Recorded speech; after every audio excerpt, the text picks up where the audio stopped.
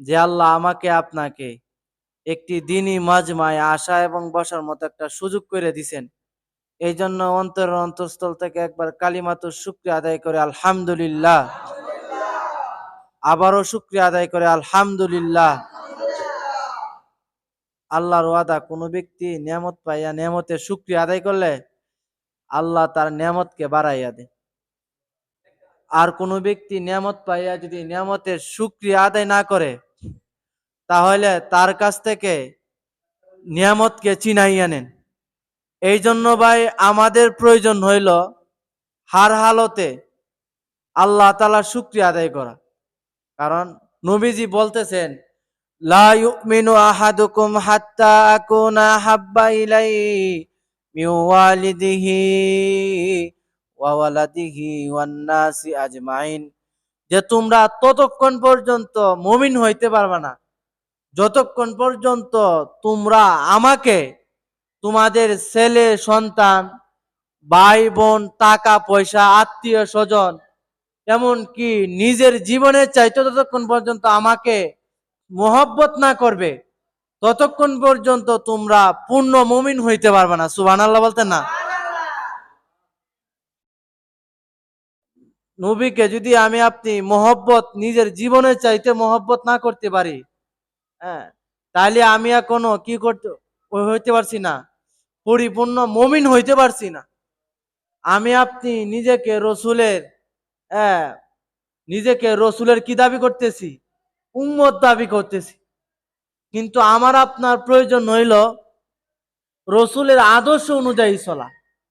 যে রসুল আমাদেরকে যা শিক্ষা দিচ্ছেন তা পুঙ্খানুপুঙ্খানুভাবে আদায় করা। আপনি যা জানেন তা মানুষের নিকট পৌঁছে দেওয়া। ভাই আমি আলোচনা করতেছি, দেখেন এই জায়গাতে বসে, এই আলোচনাটা আপনি মাগরিবের পরেও শুনতে পারবেন, 1 বছর পরেও শুনতে পারবেন। দেখেন মানুষ এমন একটা জিনিস আবিষ্কার করছে যে একটা ক্যামেরা লেন্সের মাধ্যমে যে আলোচনাটা রেকর্ড হয়, এই আলোচনাটা আরো দীর্ঘদিন পরে কি করা যায়, শোনা যায়। কিন্তু আমার আপনার জানতে হবে, ইসলাম সম্পর্কে আমার আপনার বুঝতে হবে যে আমার আপনার দুই কাঁধে দুইজন ফেরেশতা। কয় কাঁধে কয় ফেরেশতা ভাই? তো আওয়াজ দিলে ভালো হয়। কয় কাঁধে কয় ফেরেশতা? দুই কাঁধে দুই ফেরেশতা। তো আমি যখন ভালো কাজ করি তখন ডান কাঁধের ফেরেশতা ভালো কাজগুলি লেখে, আর আমি আপনি যখন মন্দ কাজগুলি করি তখন এই মন্দ কাজগুলি বাম কাঁধের ফেরেশতা লিখতে চায়, কিন্তু ডান কাঁধের ফেরেশতা নিষেধ করে এবং বলে, হে ফেরেশতা, এই বান্দাটা গুনাহ করছে ঠিক আছে, তুমি জহুরের সময় গুনাহ করছে, তুমি আসর পর্যন্ত একটু অপেক্ষা করো, হইতে পারে এই বান্দা আসরের সময় নামাজ পড়া আল্লাহর নিকট এই গুনার জন্য মাগফিরাত কামনা করতে পারে, এই গুনার জন্য আল্লাহর নিকট তওবা করতে পারে, এই জন্য একটু ওয়েট করো। সুবহানাল্লাহ বলতেন না? তারপর যখন আসর চলে গেল, যখন আসরের সময় ওই লোকটা তওবা করলো না এই গুনার জন্য, তখন আল্লাহ বলে, তখন ফেরেশতা বলে, ফেরেশতারা এখনো তুমি লেখো না, তার জন্য মাগরিব পর্যন্ত অপেক্ষা করো। যখন মাগরিবেও গুনাহ মাফ করে না, ক্ষমা করায় না, তখন অবশেষে গিয়ে লেখে। সুবহানাল্লাহ। আর ভাই আমি আপনি যখন নেক আমল করি, ভালো আমল করি, করতে দেরি হয় কিন্তু লেখতে দেরি হয় না। আল্লাহু আকবার বলেন। এই জন্য আমার আপনার প্রয়োজন হইল, আমি আপনি নিজের রসুলের আদর্শ দাবি করতেছি, অথচ রসুল কোন তরিকায় চুল রাখতেন, আমার আপনার সন্তানরা তারা কোন তরিকায় চুল রাখে ভাই? এই জন্য এই যে আমি যে ভাই চুল রাখছি, আমি যে চুলটা রাখছি এটা হইলো আপনার জায়েজ। কি ভাই? এটা কিন্তু সুন্নত তরিকা না। কি তরিকা না? এটা হইলো জায়েজ তরিকা, অর্থাৎ একবারে সমান কইরা, বড় থাকক একবারে সমান কইরা রাখাটা হইলো আপনার জায়েজ। আর 3 তরিকায় চুল রাখা হইলো সুন্নত। কয় তরিকা ভাই?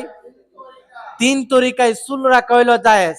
লিম্মা, জুম্মা, ওয়াফরা। আমার সাথে বলেন, লিম্মা, জুম্মা, ওয়াফরা। কান বাবরি, আপনার গার বাবরি, কাদ বাবরি, মানে ই 3 তরিকায় নবীজি চুল রাখতো। আর আমি আপনি যে এই যে এইভাবে যে চুল রাখতেছি, একেবারে সমানভাবে চুল রাখা হইলো কি জায়েজ, কি ভাই? মাসলা বুঝছেন তো? সমানভাবে কি রাখা, চুল রাখা হইলো জায়েজ। আপনি যদি মাজমার মধ্যে না বসেন তাহলে বুঝবেন কেমনি। এই মাজমা তো অনেক দামি মাজমা। এই যে যারা চুল রাখে আপনার আপনার চিলনীয় গিয়ে বলে যে ভাই আমারে ইন্দুর বানায় দেন, কেউ বলে যে ভাই আমারে বান্দর বানায় দেন, কেউ বলে ভাই আমারে সামসিকা বানায় দেন, মানে বিভিন্ন স্টাইলের আর কি। মানে এই সমস্ত স্টাইল ৩,০০০ কোটি বার হারাম। কয় হাজার কোটি বার হারাম? হ্যাঁ, হ্যাঁ, অনেক কিছু বানায় দেন। আমারে কি বানায় দেন? পেশা বানায় দেন। ছিল না যায় কোনা ভাই? ১ শার্ট দেন, ২ শার্ট দেন, ১২ শার্ট দেন। এগুলি হারাম হইতে পারে। আপনারা অনেকে কষ্ট নিতে পারেন যে হুজুর কি একটা হুজুর আইছে আমরা মসজিদে জুমার নামাজ পড়া, যে আয়াকালি বিরোধী আলোচনা করে। কারণ ভাই আমি আপনাদের মসজিদের খতিব মানুষ, কি মানুষ ভাই? জুমার নমাজ আদায় করি। আমার দায়িত্ব হইলো নিলেক্কার মানুষ একটা প্রচলন আছে, আলেমরা সম্মান করে, আলহামদুলিল্লাহ বলতেন না? পুরা নরসিংদী বাজলে জাল দে সবচেয়ে বেশি আপনার কি হইব, মানুষের নিকট যদি একটা মানে ইন্টারভিউ নেই অথবা আপনার একটা বুড়াবুড়ি হয় যে নরসিংদী জেলার মধ্যে কারা বেশি আলেমরা সম্মান করে, হ্যাঁ, সব দিক দিয়ে, আর্থিক দিক দিয়ে, আপনার সব দিক দিয়ে, তাইলে আলহামদুলিল্লাহ নিলেক্কার মানুষ ফার্স্ট হইব, আলহামদুলিল্লাহ বলতেন না? যদিও জগদার এলাকা, কি এলাকা? কারণ নীলেক্কা এমন একটা এলাকা, যদি বলেন যে ভাই নরসিংদী গিয়া কোনো জায়গার মধ্যে আমার বাড়ি নীলেক্কা, তাহলে আপনারা কি করে দিব? সাইরে দিব। তেমন আপনার সাথে কি করতো না? ঝামেলা করতো না। এই জন্য আপনারা আলেমদেরকে সম্মান করেন, মোহব্বত করেন, আর নীলেক্কার মানুষের ভয়ও পা, ঠিক আছে না ভাই? এই জন্য আমি যে কথাটা বলতেছিলাম যে রসুলের সুন্নত তরিকায় কি রাখবেন? চুল রাখবেন। কারণ ভাই আমি হইলাম আপনাদের মসজিদে জুমা পড়াই, খুতবা দেই। আমারে কিন্তু হাসুরের দিন আল্লাহ জিজ্ঞাসা করবে যে হাসান মাহমুদ সাহেব, আপনি মিষ্টি মিষ্টি আলোচনা করছিলেন, হাসি হাসি আলোচনা করছিলেন, কিন্তু কিছু সুক্কা মার্কা কথা আছে। কি মার্কা? কি মার্কা ভাই? একটু কথা। টক মার্কা কথা আছে। কি মার্কা কথা আছে? আমরা এলাকায় সুক্কা কয়, আপনাদের এলাকায় টক। হ্যাঁ, টক জাল। হ্যাঁ, কিন্তু আপনার সুক্কা মার্কা এবং টক মার্কা কিছু কথা আছে যেগুলো সবার গায়ে কি হইতো না, সহ্য হইতো না। এই জন্য এই সমস্ত ইমামরা আল্লাহ হাসরের দিন কি রাখবো? জিব্বা দ্বারা, তাদের জিব্বাটা কিসি দ্বারা কাটবো। নাউজুবিল্লাহ বলতে না? মানে জিব্বাটা কি করব? জিব্বাটা আপনার কিসি দিয়ে কাটবো, নাউজুবিল্লাহ। কারণ ইমামের দায়িত্ব হইল মুসল্লিদেরকে জাহান্নাম থেকে বাঁচানো। কারণ আপনি একটা মসজিদের দায়িত্ব নিছেন, খতিবের দায়িত্ব পালন করতেছেন। আপনার দায়িত্ব হইল মানুষকে ইল্লাল্লাহর দাওয়াত দেওয়া। যারা বাঁকা পথে চলে তাদেরকে আপনার জাহান্নাম থেকে মুক্ত করার দাওয়াত দেওয়া এবং মানুষকে ইল্লাল্লাহর দাওয়াত দেওয়া। কারণ হাজারো মানুষ আছে যারা সুদ খাওয়া কবিরা গুনাহ, এই কথা জানে না যে সুদ খাওয়া এমন গুনাহ যে নিজের মায়ের সাথে জিনা করা যেমন গুনাহ, এর চাইতে জঘন্য গুনাহ হইল সুদ খাওয়া। নাউজুবিল্লাহ বলতেন না? কারণ ভাই মসজিদের সভাপতি সাহেব যদি সুদ খা, মসজিদের ক্যাশিয়ার সাহেব যদি সুদ খা, আর এই আলোচনা যদি পড়ে, এরপরের দিন কইবে যে হুজুর আপনি আমাদের মসজিদ থেকে বিদায় নিলে ভালো হয়। কি নিলে ভালো হয়? আর মসজিদের মসজিদের ইমাম সাহেব তো ভাই ১.৫ ব্যাটারি মার্কা। কোন ব্যাটারি মার্কা? তো আওয়াজ দেন ভাই, কোন ব্যাটারি মার্কা? আর মসজিদের ইমাম সাহেব জানে যে আমি যদি এই জায়গা থেকে চাকরি ছাইরে দেই তাহলে আমার চাকরি মোটামুটি বার করতে আরো ২ মাস সময় লাগবে। কই মাস? আর যদি মসজিদের ইমাম সাহেব যদি বলেন না আমি বাইর হইতে দিতে হইব, আমার চাকরি হইতে দিতে হইতো না, এর চেয়ে ভালো জায়গাতে হইব, তাহলে ইমাম সাহেব আল্লাহর হস্তে কি করব? সেক্রেটারি আর কি কেশিয়ারের দিকে তাকাইতো না। যদি সেক্রেটারি সাহেব বলে যে হুজুর আপনি কি করেন না, সুদের আলোচনা করেন না, এরপরের থেকে কি করব? সুদের আলোচনা আরো বেশি করবো, আলহামদুলিল্লাহ বলতেন না? কারণ ইমাম সাহেব, খতিব সাহেব জানে যে আমার জায়গা আছে, কি আছে, আমার লুক আছে, আরে বইয়ের কোনো টেনশনের কোনো কারণ আছে। আর ইমাম সাহেবের যদি হাদিস যদি ভালো করে জানাতে যায় যে কাতাবাল্লাহু মাকাদিরাল খালাইকি ক্বাবলা আন ইয়াখলুকাস সামাওয়াতি ওয়াল আরদা বিখামসিনা আলফা সানাতিন ক্বালা ওয়া কানা আরশুহু আলাল মাই। মসজিদের ইমাম সাহেব ইস্তারি মার্কা কথা বলে। কি মার্কা ভাই? ইস্তারি মার্কা, বুঝেন তো? ইস্তারি মার্কা কথা বলে, কিন্তু কিছু টক মার্কা কথা আছে। যদি আপনি টক মার্কা আলোচনা করেন, অনেক মুসল্লি আপনার বিরুদ্ধে যাইবে, দোকানে বৈশা আপনার সমালোচনা করবে, আপনার বিরুদ্ধে কথা বলবে। আর যদি আপনার এই হাদিসটা যেটা পড়লাম, এই হাদিসের উপরে যদি আপনার ইতমিনান থাকে, তাহলে ভাই আল্লাহ পাক রব্বুল আলামিন আমাকে আপনাকে দুনিয়াতে যত মানুষ আছে, কিয়ামত পর্যন্ত যত মুসলমান আসবে, সমস্ত মুসলমানের রিজিকের ফয়সালা আল্লাহ পাক রব্বুল আলামিন আমাকে আপনাকে দুনিয়াতে প্রেরণ করার 50,000 বছর আগে আল্লাহ পাক রব্বুল আলামিন রিজিক তৈরি করছে। তারপর আল্লাহ পাক রব্বুল আলামিন আমাকে আপনাকে দুনিয়াতে প্রেরণ করছে। সুবহানাল্লাহ বলতে না? সুবহানাল্লাহ, সুবহানাল্লাহ একটু জোরে বলেন সুবহানাল্লাহ। হ্যাঁ, তাহলে ভাই রিজিক কি করছে ভাই? রিজিকের ব্যবস্থা আগে আল্লাহ করছে। আব্দুল আজিজ ভাই, রিজিকের ব্যবস্থা আগে আল্লাহ করছে না? তাহলে আপনি কেন ভাই রিজিকের টেনশন করতেছেন? আপনি বলেন যে আমার চাকরি গেলে চলবো কেমনে? ভাই আল্লাহ তো আগে আপনার রিজিকের ব্যবস্থা করছে। যেমন আজকে কি করলাম, গতকাল রাত্রে মহিষের গুস্ত খাইলাম। কিসের গুস্ত ভাই? তো আমার রিজিক আছে যে জুল্লাস বাইর করো কি খায়াম? মহিষের গুস্ত খায়াম। এই মহিষের গুস্ত কি হয়েছে? কালকে আসছে। কি আইছে ভাই? কিন্তু ভাই রিজিকে আছে ভাই, আসছে। কারণ ভাই কওয়া জানা ভাই কার গরো কি রিজিক আছে। যার গরো যে রিজিক আছে, তার গর থেকে রিজিক কি করাম? অবশ্যই কায়াম। এই জন্য আপনি রিজিকের টেনশন করেন, রিজিকের প্যারেশান করেন না। যে আল্লাহকে আপনি যতটুক, আল্লাহর উপর আপনার যতটুক ধারণা হয়, ততটুক অনুযায়ী আল্লাহ কি করবো? আপনার ফয়সালা করবো। এই জন্য ভাই সর্বপ্রথম কার নিকট চাইবো? আল্লাহর নিকট চাইবো। কারণ আল্লাহর নিকট চাইলে মিস হয় না। আল্লাহর নিকট চাইলে 100% গ্যারান্টি পাওয়া যায়। যেমন আল্লাহর নিকট আপনি দোয়া করতেছেন, আল্লাহ আমার 5 লক্ষ টাকার প্রয়োজন, আমার একটা বিল্ডিং এর প্রয়োজন। আল্লাহর নিকট আপনি দোয়া করলেন, কিন্তু ভাই আল্লাহর নিকট দোয়া করার পরে আপনার দোয়াটা কবুল হয়েছে না। হুজুর আমি দোয়া করছি 5 লাখ টাকার প্রয়োজন, কিন্তু 5 লাখ টাকার দোয়া করছি, পরের দিন তো হুজুর আমি 5 লাখ টাকা পাইনি। মনে রাখবেন, দোয়া করলে দোয়া আল্লাহ পাক রব্বুল আলামিন কখনো বিফলে দেয় না।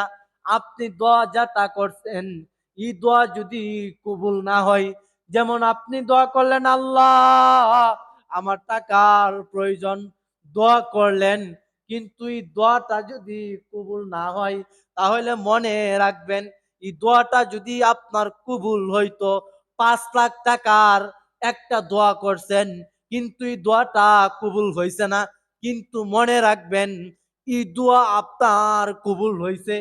হুজুর কেমনে কবুল হয়েছে? আপনি যে আল্লাহর নিকট দোয়া করলেন আল্লাহ আমার টাকার প্রয়োজন, কিন্তু আল্লাহ ভাবছেন, আল্লাহ মনে করছেন যে আপনাকে যদি 5 লক্ষ টাকা আল্লাহ আপনার জন্য ব্যবস্থা করে দেই, আপনাকে জোগাড় করে দেই, তাহলে 5 লক্ষ টাকা দিয়া আপনি একটা ইতালির ভিসা করবেন। কিসের ভিসা করবেন ভাই? জোরে করেন, কিসের ভিসা? আল্লাহ জানতে পারলেন আপনি যদি ইতালি, ভাই আমি বুঝাইতেছিলাম যে আল্লাহর নবী সাল্লাল্লাহু আলাইহি ওয়াসাল্লামের বরকতে সব কিছু বানাইলেন। আর এই নবী বলতেছেন উম্মতকে, উম্মত এই নবীর বরকতে যদি আল্লাহ সব বানাইতে পারে ভাই, এই নবী যদি একজনের কাছে দাওয়াত দিতে পারে, তাহলে ভাই আপনি মন ঘাবড়ান কেন? যে আমি একজনের কাছে দাওয়াত দেব, অল্প সংখ্যক মানুষ হয়েছে, কেমনে কথা বলাম, মানুষ বলবে যে ও তো মাথায় সমস্যা, কাজ নাই, কাম নাই, পুরা একটা বিদেশ, একটা ইতালি, একটা লন্ডন, একটা মালয়েশিয়া, বিভিন্ন জায়গা থেকে টাকা আসে। উনার তো কাজ নাই, আমি তো এই ব্যবসা, কৃষি আছে, মিল ফ্যাক্টরি আছে, ইয়ান আছে, তেন আছে, আরো কত কিছু। কোনা ভাই মানুষে ভাই ব্যস্ততা থাকতো না, আপনি মইরা দেন না কিছু কি থাকতো না ভাই। যে ভাই এক ব্যক্তি তাবলিগ গেছে, কোন গেছে ভাই? ভাই কোন গেছে? তাবলিগে গেছে। তাবলিগের কিছু উসুল আছে, কি আছে ভাই? তো তাবলিগের উসুল অনুযায়ী 6 নম্বরের বয়ান করে, কত কিছু আরো আলোচনা, খাওয়ার আদব আছে, ঘুমানির আদব আছে, আর কত কিছু আলোচনা। তো ভাই তাবলিগ শেষ পর্যায়ে সিল্লাতে গেছে, লোকটা কোনে গেছে ভাই?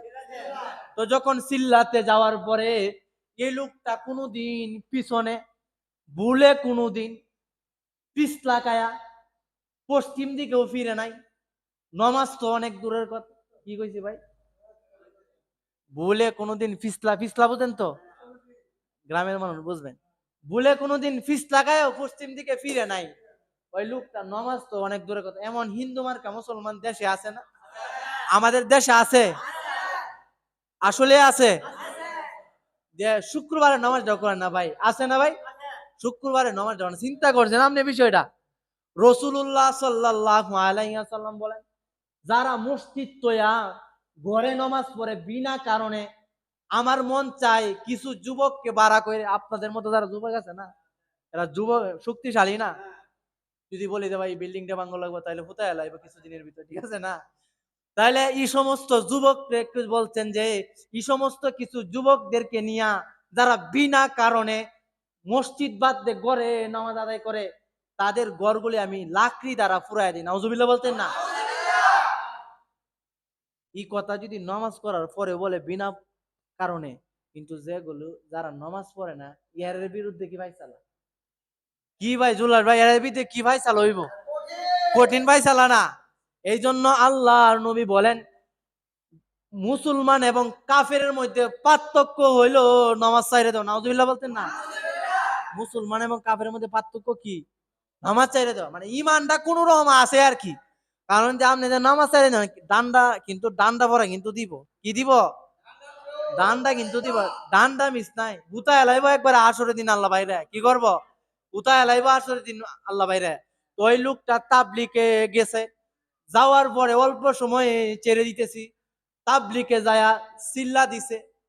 সাহেব 6 উসুলের বয়ান শুনে যে লা ইলাহা ইল্লাল্লাহ মুহাম্মাদুর রাসূলুল্লাহ, যে আল্লাহ ছাড়া আর কোনো মাবুদ নাই। কোন ব্যক্তি যদি কালিমা একবার পড়ে যে লা ইলাহা ইল্লাল্লাহু মুহাম্মাদুর রাসূলুল্লাহ, একবার যদি কোনো ব্যক্তি পড়ে, তাহলে আল্লাহ পাক রব্বুল আলামিন তার পিছনের গুনাহগুলি মাফ করে দেয়। সুবহানাল্লাহ। তো এই লোকগুলো এই আলোচনা শুই না বলতেছে, হাই হাই, আমিরের কাছে গিয়ে বলে হুজুর অত্যাচার করছি, হুজুর জুলুম করছি, নির্যাতন করছি। শুক্রবারে মসজিদের ইমাম সাহেব, মসজিদের খতিব সাহেব সুন্দর আলোচনা করছে, আর আমি যাইতেছিলাম। তো এই লোকটা যখন বলল যে কালিমার আলোচনা করলো, তখন সুন্দর আলোচনা কইরা তাবলিগের মুরব্বী রে বলে হুজুর অত্যাচার করছি, জুলুম করছি, নির্যাতন করছি, আমার কোনো ক্ষমার অপশন আছে কিনা? কহা আছে, আছে। তুমি কাটি মনে তওবা করো এবং ইল্লাল্লাহ পড়ো, আল্লাহ তোমার জীবনের সমস্ত গুনাহ খাতা মাফ করে। সুবহানাল্লাহ। তখন এই লোকটা এমন বুজুর্গ হইছে যে কোনো সময় নামাজ ছাড়ে না। তো তাবলিগ শেষ, কি শেষ ভাই? সিল্লা শেষ, কি শেষ?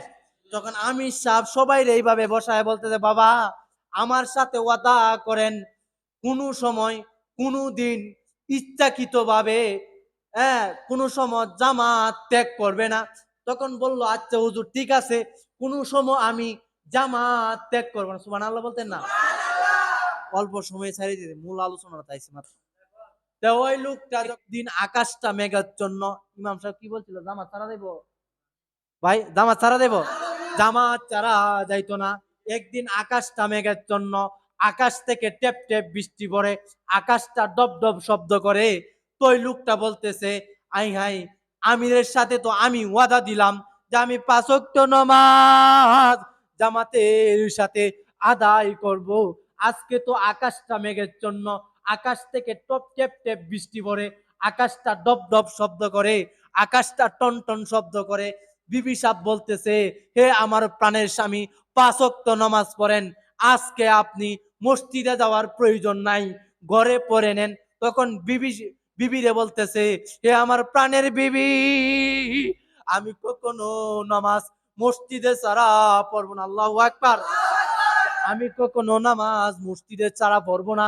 তো বিবির কথা বাদ দিয়াই আপনার রাস্তা দিয়ে আসতেছে নামাজ পড়ার জন্য, পাপা হাঁটি হাঁটি করে নামাজের জন্য মসজিদে আসে। আসার আগ মুহূর্তে পড়ে যায়, সুবহানাল্লাহ বলতেন না? পড়ে যাওয়ার কারণে পিছলা কায়া পড়ে যায়। কি খাইছে ভাই? পিছলা বুঝেন তো? মাশাআল্লাহ, বুঝলে আলোচনা আগানি যা। পিছলা কায়া পড়ে যায়। পড়ে যাওয়ার কারণে কাপড়গুলি কাদা মাটিতে কি করছে? বইরা গেছে। তো অনেক কাদা মাটি যুক্ত কাপড় নিয়া তো মসজিদে আসা যায় না। আবার বাড়িতে গেছেন ওই লোকটা আপনার জামাগুলি পাল্টানির জন্য। বিবি সাহেব বলতেছে, হে আমার প্রাণের স্বামী, দেখেন কাহিনী কি হয়। তো বলতেছে, আপনি তো প্রথমবার গেলেন, প্রথমবার যাওয়ার কারণে আপনার জামাগুলি নষ্ট হয়ে গেছে। এখন আপনি চাইতেছে আবার জামাগুলি পাল্টায়া মসজিদে যাওয়ার জন্য। কাজে আমার প্রাণের স্বামী, আপনি এখন ঘরে নামাজটা পড়ে নেন। তখন ওই লোকটা বলতেছে, না না, আমি তাবলিগে গিয়া এত পরিবর্তন হইলাম, আমিরের সাথে আমার কথা যে আমি কখনো মসজিদ ছাড়া জামাত ছাড়বো না, মসজিদে জামাতের সাথে নামাজ আদায় করব, মসজিদে নামাজ আদায় করব। এই কথা বইলা যখন কাপড় পাল্টায়া আবার মসজিদের দিকে রওনা হইয়া যায়, তখন ওই লোকটা মসজিদের কাছে আসতে না আসতে আবার কাদা মাটিতে তপস করে মাটিতে পড়ে যায়। সুবহানাল্লাহ। তখন আবার কাপড়গুলি কয়বার গেছে? কয়বার? 2বার গেছে। এখন আবার গেলেন তৃতীয়বার। তৃতীয়বার যখন যায়, বিবি বলতেছে, হে আমার প্রাণের স্বামী, আর যাওয়ার প্রয়োজন নাই। প্রথমবার গেছেন পয়রা গেছেন, দ্বিতীয়বার গেছেন পয়রা গেছেন, এখন তৃতীয়বার যাবেন। আবার কাপড়গুলি পাল্টায়া নামাজটা রুমে পড়ে নিলে তো হয়। না না না, আমি মসজিদে গিয়ে পড়বো। কারণ কোন ব্যক্তি যদি জামে মসজিদ, যে মসজিদে জুমা হয়, এই মসজিদে যদি নামাজ আদায় করে 500 গুণ সওয়াব। সুবহানাল্লাহ বলতে না? যখন ওই ব্যক্তি তৃতীয়বার জামা পাল্টায়া মসজিদের দিকে আসতেছে, তখন পরে যাবে যাবে এমন অবস্থায় টকবগে যুবক, নাদুস নুদুস চেহারা, ফুটফুটে সুন্দর, ওই যুবকটা আয়সা মুরব্বিরে ধরে। সুবহানাল্লাহ, আল্লাহু আকবার বলেন। তখন যখন পয়রা যাবে এই হালতে যখন যুবকটা ধরছে, তখন মুরব্বি খুশি হইয়া যায় এবং মুরব্বিকে হাতে দইরা দইরা মসজিদে এনে দিলেন। মসজিদে ঢুকার আগে মুরব্বি বললেন, হে আমার বাবা, তুমি কেমন মায়ের সন্তান যে আমি পড়ে যাব। তুমি যদি বাবা আমাকে না ধরতে, তাহলে আমি তো তপস করে মাটিতে পড়ে যাইতাম, আমার কাপড়গুলি নষ্ট হয়ে যাইতো। কারণ এইভাবে আমি 2বার গেছি। কয়বার গেছে ভাই? 2বার গেছি, কিন্তু তৃতীয়বারের মাথায় আমি তো পড়ে যাইলাম। কিন্তু রে হে আমার বাবা, তুমি তো আমাকে পড়ে যাওয়া থেকে বাঁচাইছো এবং জামাতের সাথে নামাজ আদায় করার সুযোগ করে দিছো। আল্লাহু আকবার। তখন বলতেছে, রে বাবা, তুমি কেমন বাবার সন্তান, তোমার পরিচয়টা কি? একটু বাবা দেনা পরিচয়টা। তখন ওই যুবকটা মুসরাইতেছে, কি করতেছে? পরিচয়টা দিতে রাজি হয় না। আল্লাহু আকবার। কি হয় না? পরিচয়টা দিতে রাজি হয় না। যখন চাচা বেটা এবার ধরছে, না বাতিজার ফুত, আজকে পরিচয়টা দিয়ে যাওয়া লাগবে। তুমি আমার এত বড় একটা উপকার করছো, জুলার ভাই আপনারা যদি কেউ বড় ধরনের একটা উপকার করে একটা ছেলে, অন্য আড়ির একটা ছেলে, তাহলে অবশ্যই আপনি জিজ্ঞাসা যে বাবা তোমার নাম কি, তোমার কোন এলাকার ছেলে, তুমি তো একটা ভালো, তোমার বাবা অনেক ভালো, ওই লোকটা ওই যুবকটা কি দেয় না পরিচয় দেয় না, মুরব্বীরা কিন্তু মাঝে মাঝে ধরলে কিন্তু উত্তর দিয়ে দেওয়া লাগে, ঠিক আছে না? কিছু মুরব্বী এমন আছে না, উত্তর দিয়ে দেওয়া লাগে। তখন ওই মুরব্বী বলছে না বাবা তোমার উত্তর চাই দেওয়া লাগবো, তুমি আমার এত বড় উপকার করছো, তুমি উত্তর দিতে না, তোমার পরিবার, তুমি কোন এলাকার ছেলে, কার ঘরে জন্ম নিছো, কোথায় থাকো, কি লেনদেন, তোমার কর্মসংস্থান কি? তখন মুরব্বীরে বলে, হে আমার চাচা, আমি যদি আপনাকে আমার পরিচয়টা দাই, আমার পরিচয়টা দেই, তাহলে আপনি খুশি হবেন না? সুবহানাল্লাহ বলতে চাচা আশ্চর্যান্বিত হইয়া যায়, দেখে বাবা তুমি কি বলো, তুমি আমাকে এত বড় একটা উপকার করলা, আর তুমি বললা আমি খুশি হইব না। তখন ওই যুবকটা বলতেছে বাবা আমি হইলাম ইবলিশ। নাউজুবিল্লাহ বলতেন না? চাচারে যে দোষে কেডা দোষে, আর একটু আসতে বলেন, কেডা দোষে? হ্যাঁ, কি ধরছো ভাই? ইবলিশে ধরছে, ইবলিশে ধরছে রে বাবা চাচারে। তখন বললেন হে আমার বাবা, হে যুবক, ইবলিশের কাজ তো খারাপ কাজ করা রে বাবা, তুমি আমাকে নামাজ থেকে বিরত রাখবা, মানুষকে জাহান্নামের দিকে নিয়ে যাইবা, এগুলি হইল শয়তানের কাজ। এগুলি কার কাজ? শয়তানের। কইবা চুল একটু বান্দরের মতো রাখ, কার মতো রাখ, এগুলি হলো শয়তানের কাজ। তারাবি পড়তেছে এন বইয়ে ঘুমা, কি করো? শয়তানের কাজ কি জানে? যে আচ্ছা তারাবি তো আচ্ছা কইরে কি করবে, আচ্ছা এখন ফ্রি ফায়ার খেল, এই বয়সে কি নমাজ, আচ্ছা যে সময় বৃদ্ধ হয়ে যাবে সময় হোক, কেন নমাজের সময় হয়েছে, নমাজের সময় হোক, এগুলি হলো শয়তানের দোকান। তো বলতেছে যে ইবলিসের কাজ তো এগুলি করা, তাহলে তুমি যে আমারে পড়া যাওয়া থেকে যে আমার সাহায্য করলা, ও হে চাচা কাহিনী আছে, কি কারণে যে আমি আপনাকে সাহায্য করছি, বলেন কি কাহিনী? ও শুনেন হে আমার চাচা, যখন আপনি প্রথমবার নামাজে আসার জন্য মসজিদ থেকে বের হইলেন, তখন আপনার পড়ার দ্বারাতে আল্লাহ পাক রব্বুল আলামিন এত খুশি হইলেন, এত খুশি হইলেন, নামাজে আসার কারণে আসবেন এই মুহূর্তে পইরা গেছেন, এই প্রথম পিছলা কায়ে পড়ে যাওয়ার দ্বারাতে আল্লাহ পাক রব্বুল আলামিন আপনার পিছনের সমস্ত গুনাহ খাতা মাফ করে দিন। সুবহানাল্লাহ। তো হে আমার চাচা, যখন দ্বিতীয়বার আপনার বাড়িতে গেলেন, বিবি না করছে, কিন্তু আল্লাহকে এত মহব্বত করে যে আল্লাহর ঘরে নামাজ পড়বেন, দ্বিতীয়বার যখন পয়রা গেলেন, দ্বিতীয়বার পড়ার যাওয়ার দ্বারা আল্লাহ পাক রব্বুল আলামিন খুশি হইয়া আপনার পরিবারের যত সদস্য আছে সমস্ত সদস্যদের গুনাহ মাফ করে দেন। আল্লাহু আকবার। আরো জোরে বলেন আল্লাহু আকবার। আর তৃতীয়বার যখন আপনি পয়রা যাবেন, আমি চিন্তা করলাম প্রথমবার পরে যাওয়ার দ্বারা আপনার পরিবারের গুনাহ, আপনার গুনাহ মাফ হইছে, দ্বিতীয়বার পরে যাওয়ার দ্বারা আপনার পরিবারের গুনাহ মাফ হইছে, এখন যদি আপনি তৃতীয়বার পয়রা যান, আপনার এই বুজুর্গির কারণে, আপনার এই আমলের প্রতি এত আগ্রহের কারণে তৃতীয়বার পরে যাওয়ার দ্বারা হইতে পারে আল্লাহ পাক রব্বুল আলামিন এই মহল্লার সমস্ত মানুষের গুনাহ মাফ করে দিতে। সুবহানাল্লাহ। এই কারণে আমি আপনাকে তৃতীয়বার পড়ার জন্য দিছি না। নাউজুবিল্লাহ বলতেন না?